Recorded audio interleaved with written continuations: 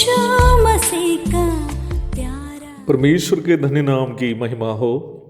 प्रभात मनन के 17,359 में आप सभी का बहुत ही विनम्रता के साथ स्वागत करता हूँ। आइए आज का मनन के लिए हम पढ़ते हैं पहला तीमुथियुस अध्याय 4 पद 10। क्योंकि हम परिश्रम और यत्न इसलिए करते हैं कि हमारी आशा उस जीवते परमेश्वर पर है जो सब वस्तुओं का और निज करके विश्वासियों का उद्धार करता है। बीते दिनों में हम वास्तविक भक्ति और शरीर की साधना के बारे में कई बातें अध्ययन कर रहे थे। 8वीं पद में वास्तविक भक्ति के बारे में महत्वपूर्ण एक बात पौलुस ने अपना शिष्य तीमुथियुस को बताया। वो यह है कि इस समय के और आने वाले जीवन की प्रतिज्ञा इसी के लिए है। इस विषय पर मैं कल आपको समझाया था, इसलिए उसे दोहराना मैं आज नहीं चाहता।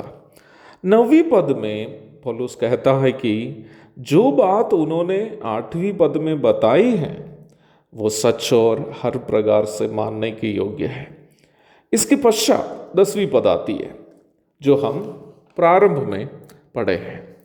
पौलुस तीमुथियुस को समझा रहा है कि सुसमाचार प्रचार की सेवा में तीमुथियुस, तीतुस एवं अन्य लोगों के साथ उनका प्रयास इसलिए है कि उनकी आशा जीवते परमेश्वर पर है जो सबका उद्धार करता है। प्रेरित पौलुस यहाँ क्या कहना चाह रहा है? पौलुस यहाँ स्पष्ट कर रहा है कि सेवा करने के लिए उनको प्रेरित करने वाला एकमात्र व्यक्ति परमेश्वर है। उनकी सेवा परमेश्वर की है, अर्थात पौलुस जो सेवा कर रहा है वो सेवा परमेश्वर की है।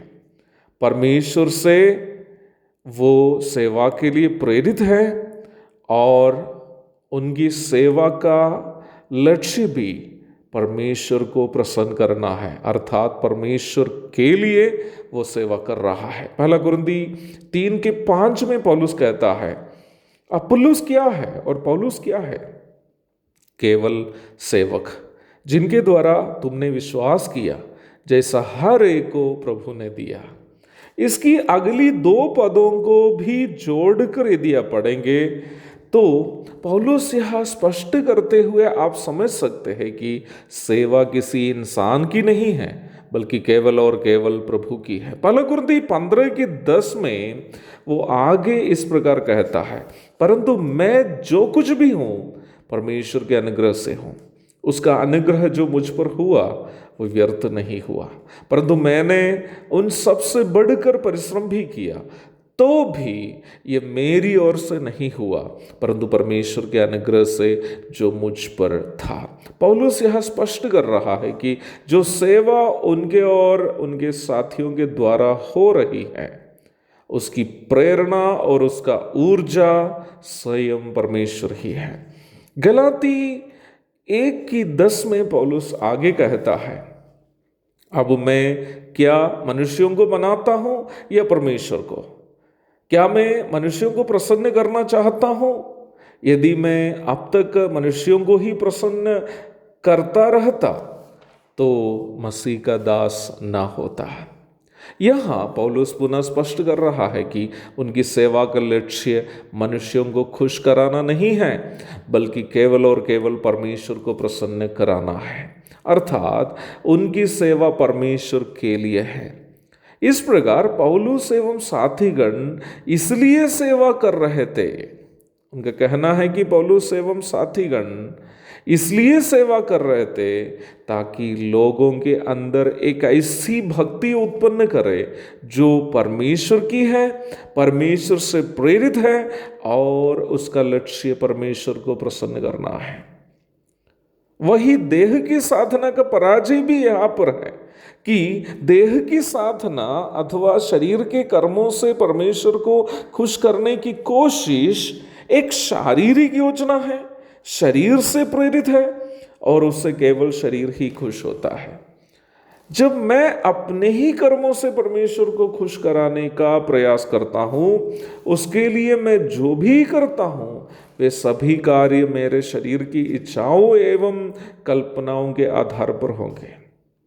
उसके लिए मुझे प्रेरित करने वाली ताकत मेरी भावुकताएं होगी और उस प्रकार परमेश्वर को खुश करने की मेरी कोशिश का लक्ष्य मेरे शरीर की ही कोई इच्छा की पूर्ति होगी। उदाहरण के लिए मैं कहना चाहता हूँ, आप मान लीजिए कि मैं एक गरीब इंसान हूँ, मैं धनी बनना चाहता हूँ। किसी ने मुझसे कहा कि उपवास में रहकर यीशु मसीह से प्रार्थना करो, धनी बन जाओगे। मैं भोजन छोड़कर बड़ी ईमानदारी से उपवास में रहकर प्रार्थना करने लगा। आप बताइए, मैं क्यों उपवास नामक शरीर की साधना कर रहा हूँ? क्योंकि मेरा शरीर चाहता है कि मैं धनी बन जाऊं। उपवास में रहने के लिए मुझे किसने प्रेरित किया? मेरा शरीर। इस उपवास में भले ही मैं यीशु मसीह से ही प्रार्थना करता हूँ, मैं वास्तव में किसको प्रसन्न करना चाहता हूँ? मेरे शरीर को। शरीर की साधना का पराजय यहीं पर है। परंतु वास्तविक भक्ति से जब हम कुछ करते हैं, जो कार्य हम करते हैं वो परमेश्वर का कार्य होगा, और उसे करने के लिए प्रेरित करने वाला स्वयं परमेश्वर ही होंगे, और उसे करने के पीछे हमारा एकमात्र लक्ष्य परमेश्वर को प्रसन्न करना भी होगा। एक और शुभ दिन की धन्य कामनाओं के साथ आज का मनन का मैं यहाँ पूर्ण विराम करता हूँ। प्रभु आप सबको आशीष दे। आमीन।